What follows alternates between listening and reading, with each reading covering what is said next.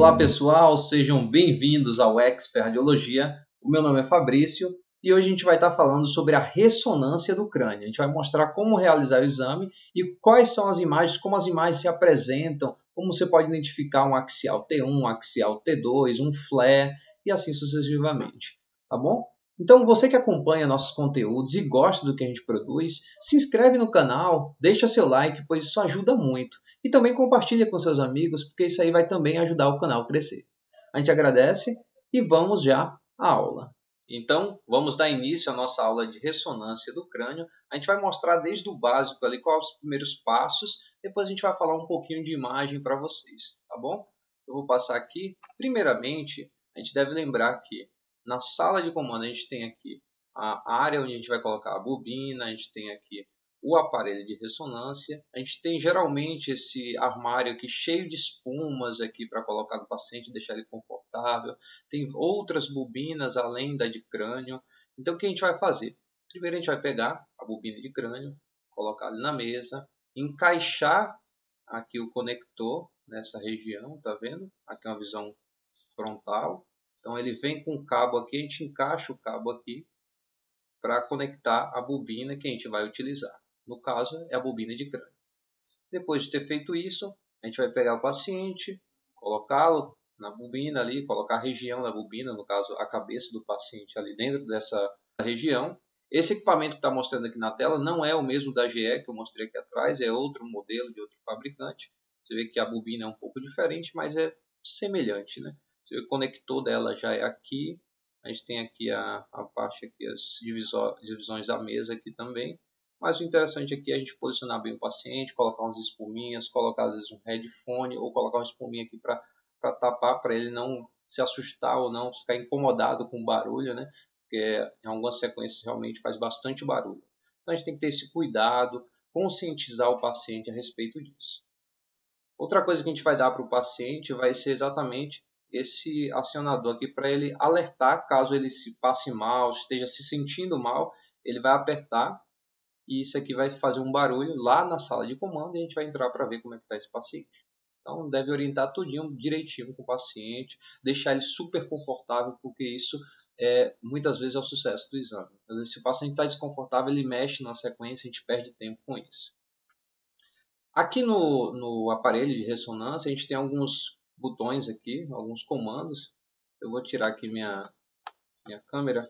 Note só aqui a gente tem o botão aqui para ativar o laser, para a gente conseguir posicionar a região de interesse que a gente quer.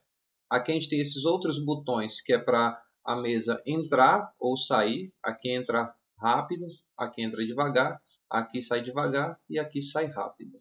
A gente tem esse botão também, que é o que a gente chama de botão de zerar, que a gente coloca na região, por exemplo, no crânio, para crânio a gente vai pegar ali na bobina, deixar o laser ali na direção da glabela, a gente liga o laser, deixa ali na direção da glabela. No cortezinho que tem ali na bobina tem um traçado ali que mostra onde deve ser zerado ali, então a gente deixa aquela região mais ou menos na região da glabela e clica no zero. Aí eu vou estar mostrando o aparelho que aquela é a região de referência.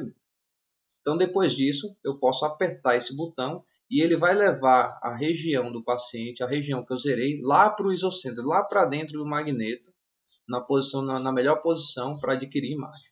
Aqui é para parar a mesa, aqui é para a gente iniciar a aquisição dentro do lado da sala de exames, aqui é para a gente parar, para pausar a aquisição, aqui é para voltar para a posição inicial, esse aqui é para voltar para o ponto zero, aqui é para ligar as luzes aqui dentro, ou para ligar aqui os ventiladores, tá bom? Então, depois da gente fazer esse procedimento de colocar a posição de referência ali, marcar, colocar o laser na região, zerar e mandar o paciente lá para o isocentro, a gente vai abrir o protocolo, abrir o cadastro do paciente ou cadastrar manualmente, eu vou mostrar para vocês cadastrando manualmente, e escolher o protocolo que a gente quer para depois a gente começar ali a aquisição, a primeira parte ali das aquisições. Então aqui está a região onde a gente vai colocar o cadastro do paciente, nome, ID, peso, data de nascimento, idade, sexo. Além disso, Também, caso você trabalhe no serviço que já tenha agendado lá o nome do paciente, você clica aqui na listinha, clica e que ele já vai abrir aqui o cadastro do paciente direitinho. Você pode clicar aqui em editar, ele vai mostrar o cadastro do paciente direitinho. Depois disso, a gente vai clicar aqui em mostrar protocolos. Eu vou soltar aqui esse vídeo para vocês verem. Pronto, abriu. Aí aqui, quando a gente abre essa região do protocolo, vai ter protocolo de diversas regiões da cabeça, do pescoço, dos membros superiores, do tórax, abdômen, coluna, pelve, membros inferiores e outros protocolos. Então, no nosso caso aqui, o protocolo que a gente quer está na cabeça. Então, a gente vai clicar na cabeça ou clicar aqui em cima, selecionar o protocolo que a gente quer. A gente vai clicar no protocolo de crânio rotina e mandar esse protocolo para essa outra região. Note só o vídeo. Pronto. Eu posso clicar na pasta do protocolo e mandar tudo. Eu posso clicar um a um e mandar. Depois disso, eu clico em aceitar. Aí eu vou colocar aqui uns dados para fazer o teste, né? Só para abrir para vocês verem. Pronto. Aí ele abriu aqui já o protocolo. A gente aceita ali o SAI, dá um aviso. E o protocolo já está aberto. Bem, aqui a gente tem já a parte do protocolo. Essa região aqui que vocês veem. Os localizadores que a gente vai fazer nos 3 planos é uma imagem com a qualidade não tão boa, uma qualidade baixa, mas só serve mesmo para a gente programar o exame a princípio, tá bom? Então a gente clica nele, ele vai, depois que a gente salvar aqui e botar scan, ele vai fazer os 3 localizadores e vai abrir mais ou menos assim, ó, um sagital, um coronal e um axial. E daí a gente vai conseguir programar, alinhar, fazer tudo direitinho para que faça a aquisição. Tá vendo aqui que o primeiro aqui é sagital T1, certo? Então eu posso clicar aqui, por exemplo, no sagital T1. Aí ele vai abrir. Aí qual desses planos é sagital? É esse aqui. Então eu clico dentro do sagital, ele vai abrir um quadrado assim dessa forma, mostrando que aqui é realmente o FOV, ou seja, a região que a gente vai adquirir. O plano que a gente vai adquirir é o plano sagital, por isso que ele fica quadradinho aqui nesse equipamento da GE. Os outros, o plano coronal e o plano axial, eles vão ficar com esse tracejadozinho aqui para a gente poder movimentar, inclinar ele para procurar a melhor posição para a gente fazer o melhor sagital possível, um sagital que fique realmente ali alinhado com a linha média. Tanto no plano axial como no coronal, a gente vai alinhar direitinho para que saia aqui um bom sagital. No caso do axial, aqui, por exemplo, aqui tem o axial T2 flare.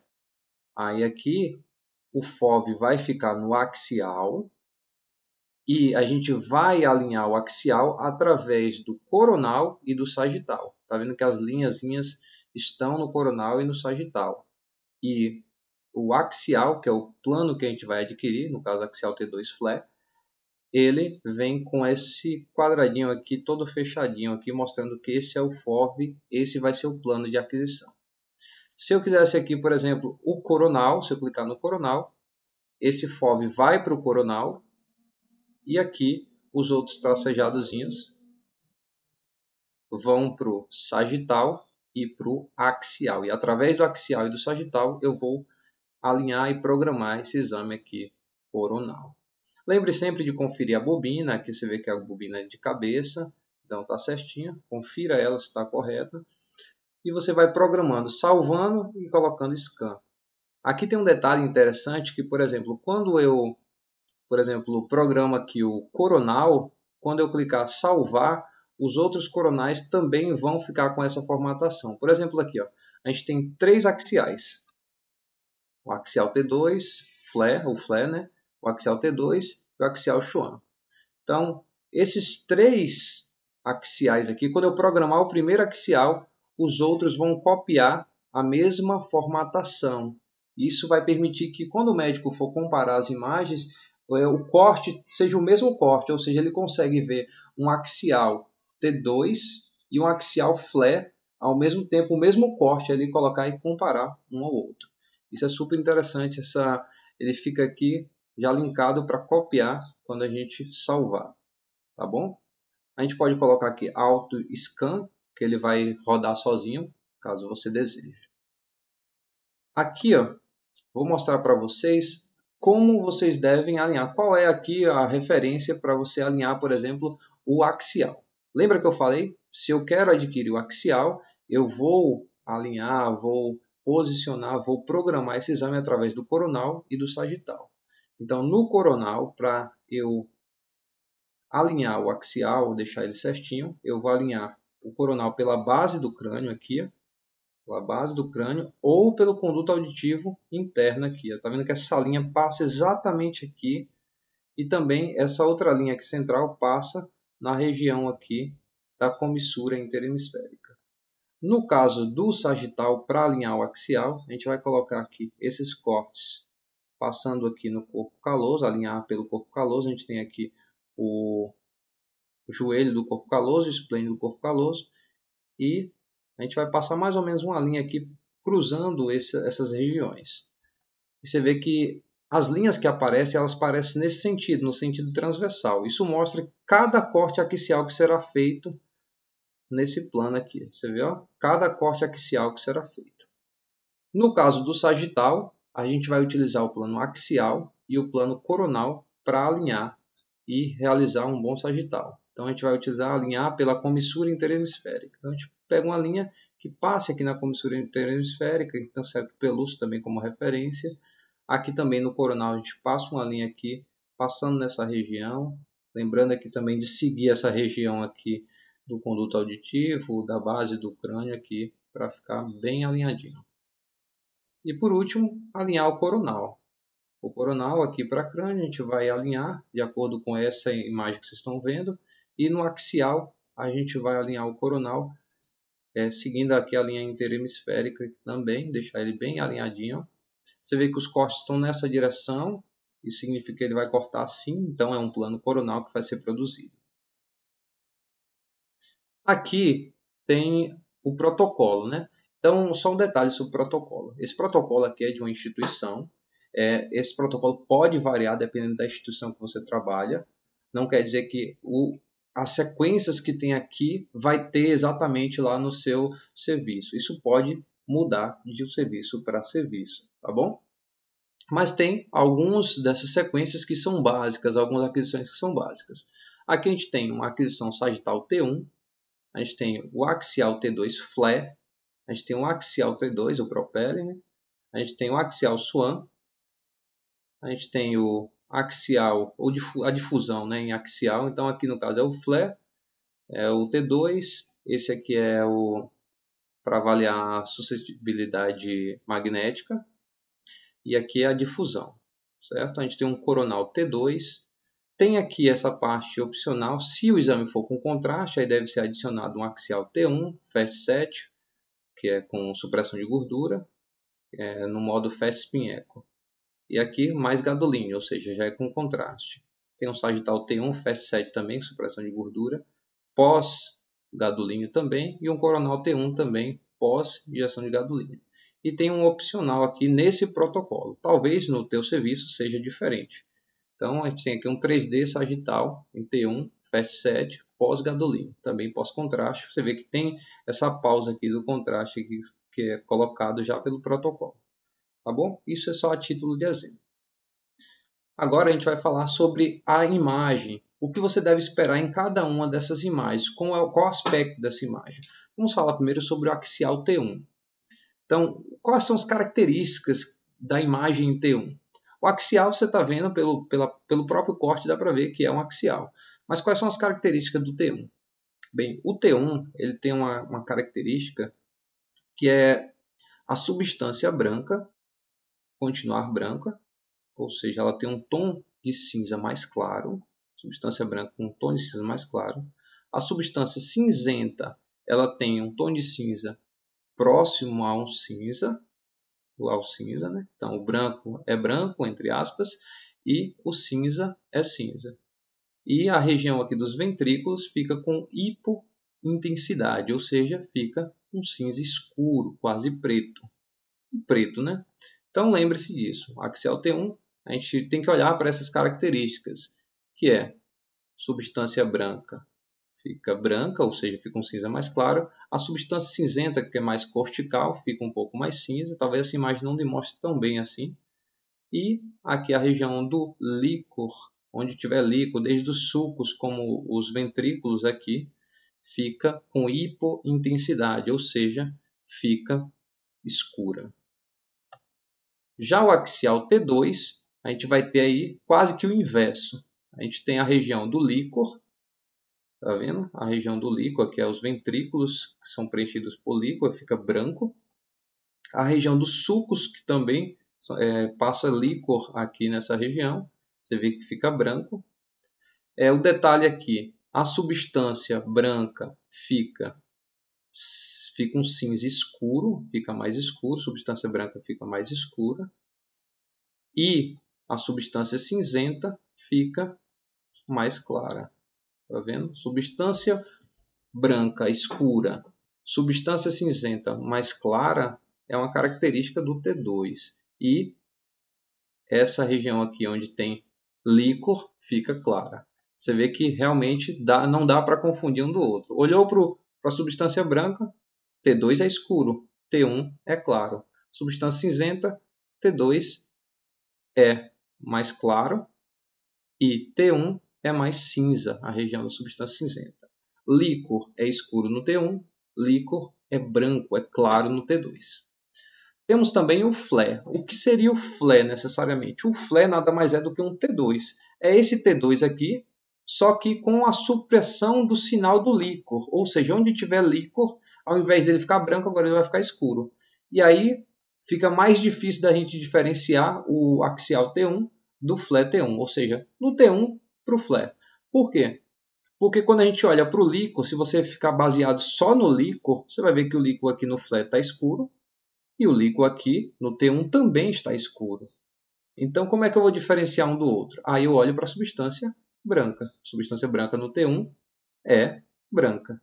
Já a substância branca no flare é escura, assim como no T2, porque o flare é um T2. A única diferença é que o líquor aqui vai estar com hipointensidade.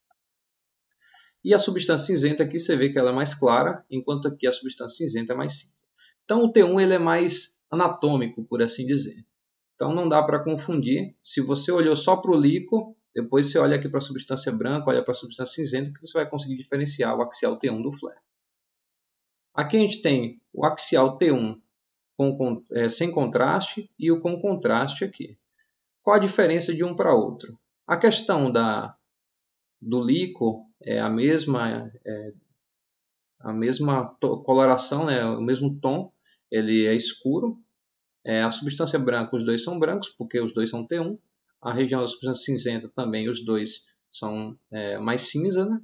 E o que muda são esses pontinhos brancos que você está vendo aqui, que são artérias e seios venosos e estruturas que realçaram com a injeção do meio de contraste. Então, axial T1 sem contraste, axial T1 com contraste. Então, FAST-7. Aqui a gente tem também a difusão e o mapa ADC. O que são esses dois aqui? A gente tem que focar aqui na difusão. O que seria a difusão? A gente deve lembrar da molécula da água. Ela tem uma distribuição, um movimento randômico, um movimento aleatório. A água se movimenta de forma aleatória. Então, quando há alguma alteração, a região que tenha uma determinada alteração, dependendo da alteração que seja, ela pode restringir a difusão da água. Ou seja, a água ela não vai mais agora circular de maneira aleatória, ela tem mais dificuldade de circular. Logo ela vai aparecer aqui com uma imagem com hiperintensidade, ou seja, vai aparecer branca. E para a gente confirmar que realmente houve aí uma restrição à difusão, ou seja, a água não está circulando mais com grande facilidade, o que aparecer branco aqui na difusão tem que aparecer preto aqui no mapa ADC. Coronal T2 e aqui é um coronal T1 pós-contraste. O coronal T2 ele tem as características de um T2, a única mudança é que o plano agora é coronal. Então a gente vai ter aqui líquor nos ventrículos, vai estar branco na imagem. O líquor nos sulcos aqui também vai aparecer branco. A substância branca vai aparecer escura porque é um T2. E a substância cinzenta aqui, cortical, vai aparecer mais clara. Já aqui é um coronal T1. Então a gente vai ter substância branca e substância cinzenta um pouco mais cinza. e aqui o líquor vai ficar escuro. E você vê esses pontinhos aqui, esses pontinhos brancos, são as artérias e veias que estão passando em estruturas realçadas pelo contraste, pelo gadolínio que foi injetado. A gente tem também aqui o SWAN ou SWI. Isso aqui só muda o nome de fabricante para fabricante, tá bom? Isso aqui é uma aquisição para avaliar a suscetibilidade magnética da região. É bem interessante, a gente não vai se aprofundar aqui nesse momento. Também temos aqui o 3D T1 pós-contraste, FAST7, né, com supressão da gordura. Você vê por que ele é um 3D? Porque é um volumétrico. A gente adquire muitas imagens para que eu possa, sem gap, sem espaço entre elas, né, para que eu possa colocar essas imagens no reformate, na reformatação. E, por exemplo, se eu adquirir num sagital, eu posso jogar aqui no reformate e reconstruir um coronal e um axial. Ou seja, eu consigo todos os planos aqui, consigo manipular muito bem. Aí talvez você olhe para mim, mas Fabrício, por que tanta sequência na ressonância? Por que não faz uma sequência só igual a tomografia? Porque cada sequência dessa vai entregar alguma coisa para o médico. Então, dependendo da patologia, cada uma dessas sequências vai direcionar o médico para um laudo diferente, tá bom? Então, por exemplo, aqui, a gente tem aqui o T2, porque aqui é T2, substância branca escura, substância cinzenta mais clara, e o líquor está brilhando. Aqui vocês notam que tem algumas áreas aqui circulares aqui com um hipersinal, uma hiperintensidade, você vê aqui, ó. E quando eu aplico o flare, está vendo que a substância branca continua escura, a substância cinzenta continua clara, só apaguei o sinal do líquor. Mas aqui você nem tenha visto essa região aqui, ó. E aqui você vê que realçou os olhos essa região.